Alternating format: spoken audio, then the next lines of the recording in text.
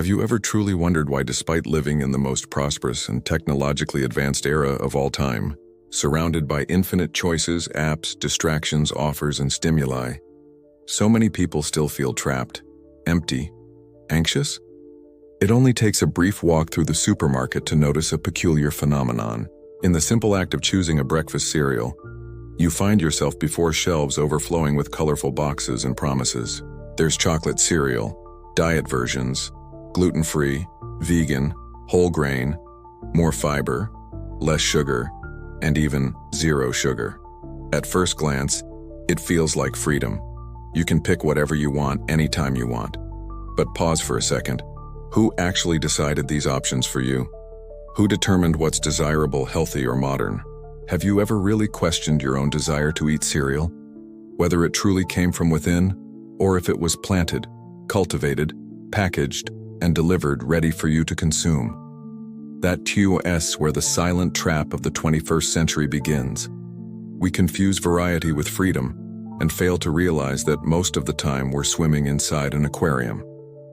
What seems like countless choices is, in reality, a pre-selected collection of alternatives designed and restricted by others, and we don't even realize the existence of the glass walls. The comfort of superficial choice anesthetizes us to the point that we forget to question the why and who for behind these options. Are you really free to decide, or are you merely drifting along predefined circuits, reproducing aspirations and dreams that never actually germinated in your own heart? It's seductive to believe that our society is the champion of individual freedom. Be whoever you want. Live your own way. Difference is what matters. Colorful slogans plastered on ads, inspiring social media posts, brand campaigns everywhere. But try to truly walk a path that is outside the norm. Try living off poetry or contemplation. Try questioning not just the packaging but the very food itself. Not just the product but the need for it. Not just the path, but the destination.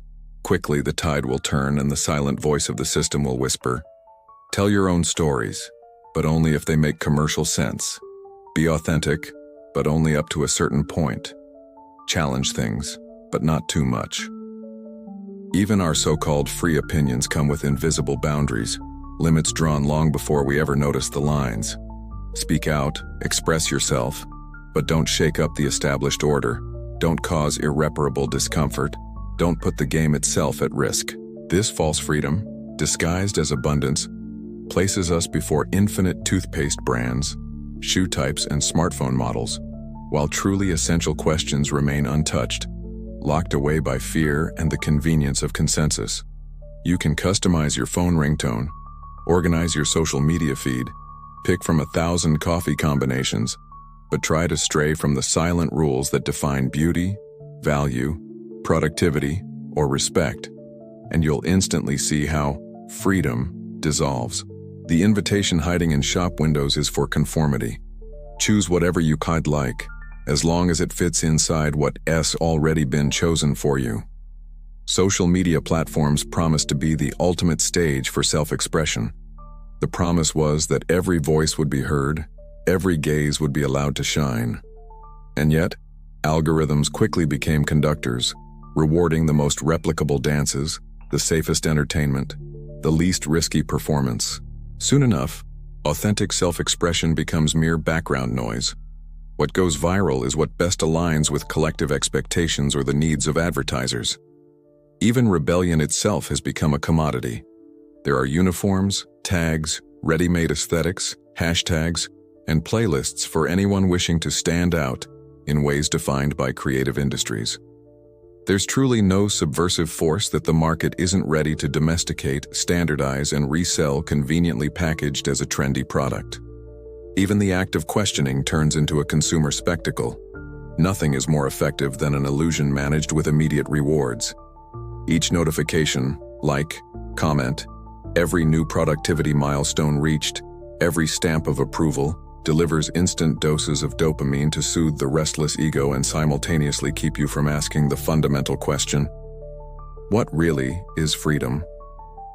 We chase milestones, badges, status, awards, and never stop to ask who established the worth of these trophies, or if they are actually what we desire most in life. We are all tucked inside a neat, cozy box, one comfortable enough that most never want to leave. Asking why we prefer what we do, why we value certain aesthetics or career paths, why we hold our life ideals so tightly, that becomes the first act of insubordination, the opening gesture toward authentic freedom. The supreme trick of the system isn't coercion by force. It is mass persuasion that the game is already won, that we are all free, simply navigating among possible dreams. In this society, the cage is made of glass, transparent, sophisticated, and silent. And only those who stop confusing the menu with the actual meal have any chance of noticing its barriers. Have you realized how you wake up every day, checking notifications inspired by the same tired quote? You have the same 24 hours as Elon Musk. And suddenly, you're already knee-deep in a tidal wave of tasks, lists, emails. Before you've even brushed your teeth, the race has begun.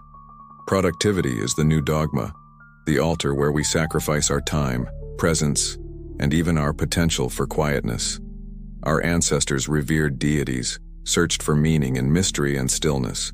Today we worship busyness, relentless goals, perfect execution. The new heroism is exhaustion, always being busy, boasting sleepless nights, turning leisure into another growth opportunity, mastering time management techniques, quantifying every breath. We do not live to savor our existence, but to accumulate.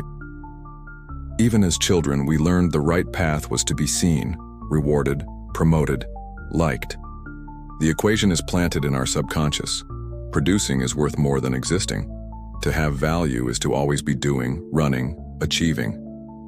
Everything conspires to feed our insecurity about a life that isn't overflowing with full calendars, daily conquests, ever-rising achievement graphs.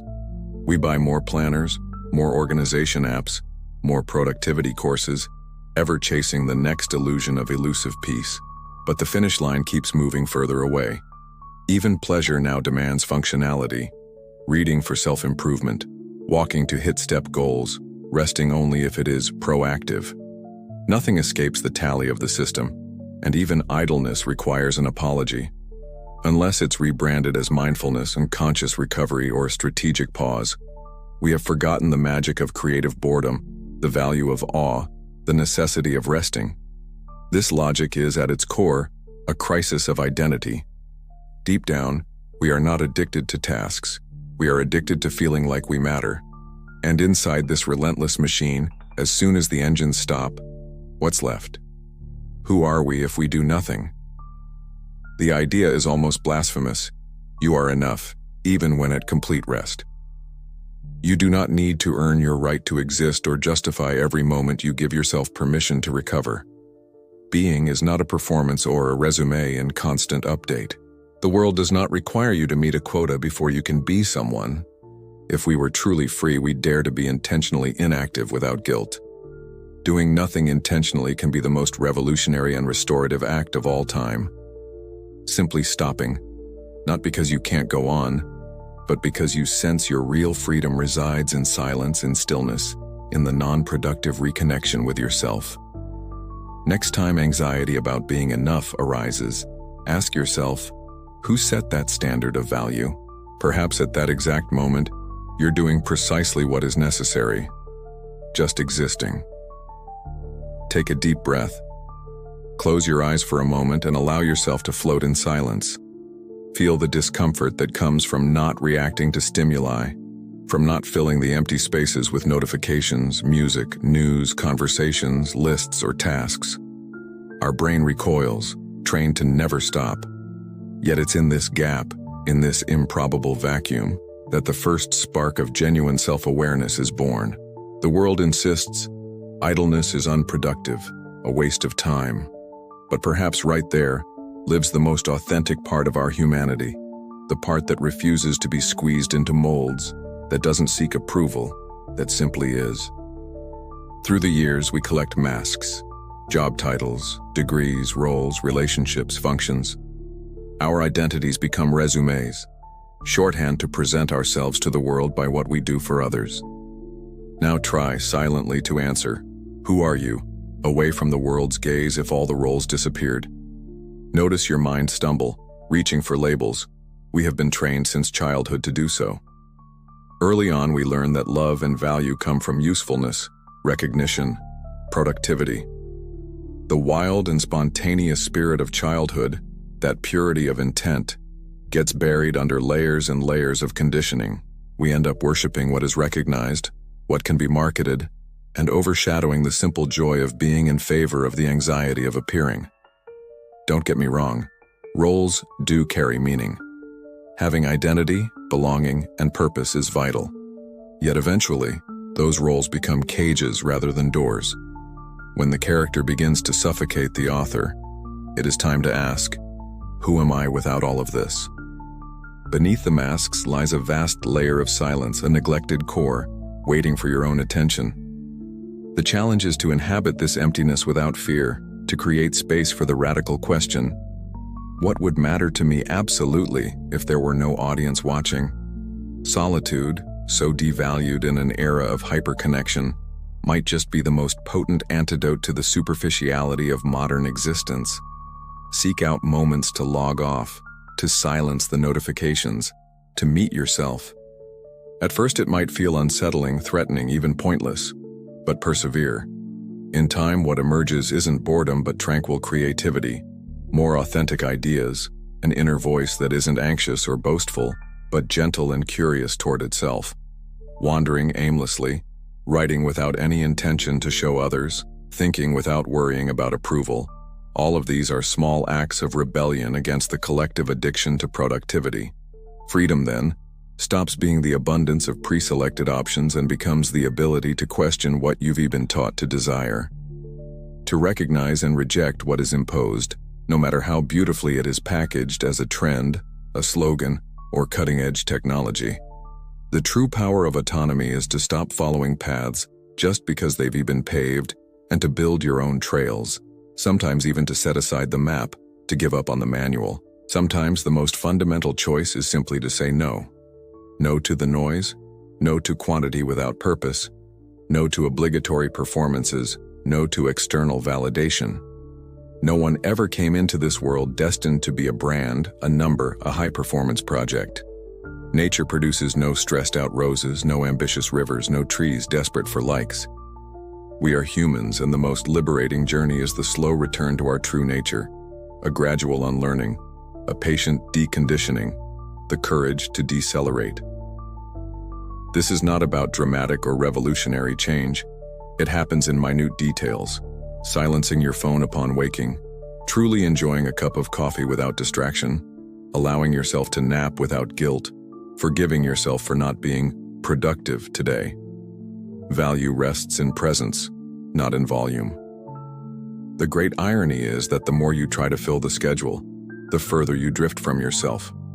Life's biggest decisions almost never come amid acceleration. They arise in the interval, the idle, the generative void. Creativity blossoms from boredom, clarity from the pause, meaning from moments free of the pressure to exist in the right way.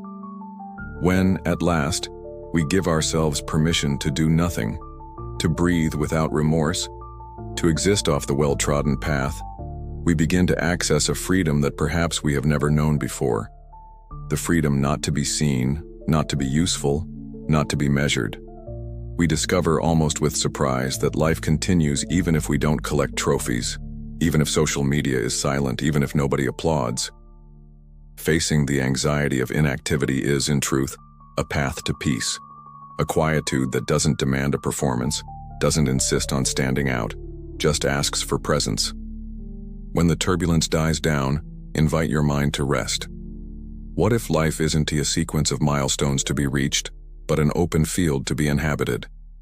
What if happiness doesn't reside in conquering more or better, but in truly experiencing the here and now, the interval between desires, the depth of being without the torment of efficiency? True freedom begins when you dismiss the audience, stop seeking validation from the outside, and turn to tending your own internal landscape, cultivating what is meaningful just for you, even if no one else ever sees. Allow yourself this experience. Close all your browser tabs. Turn down the world's volume. Sit with yourself, even for a few minutes, without expectation, without pressure, without a script. Listen, beneath the residual noise, for that almost forgotten voice, that remaining will from a time before evaluations, targets, likes. Little by little it grows stronger, clearer, gentler. Bit by bit you reconnect with a version of yourself that doesn't compete, doesn't compare, doesn't race. And when the illusion of countless choices finally crumbles, there will be no nostalgia, only relief. You will see you never needed so many options, so many masks, or so many roles.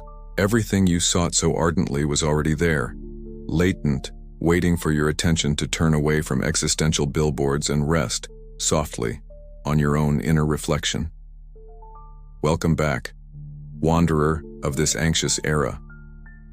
Coming home is always silent but profoundly transformative. Now, I invite you. Share in the comments a moment when you noticed the illusion of choice or the oppression of productivity. Tell us what it was like to step back, or to simply stop. Your story might spark new doubts, inspire a pause, or be the beginning of someone else's awakening from this maze disguised as freedom. And if this message echoed in your heart, don't forget to like, share, and subscribe for more reflections. And above all, honor your own pace, because freedom always begins where life slows down. Welcome to the journey of returning to yourself.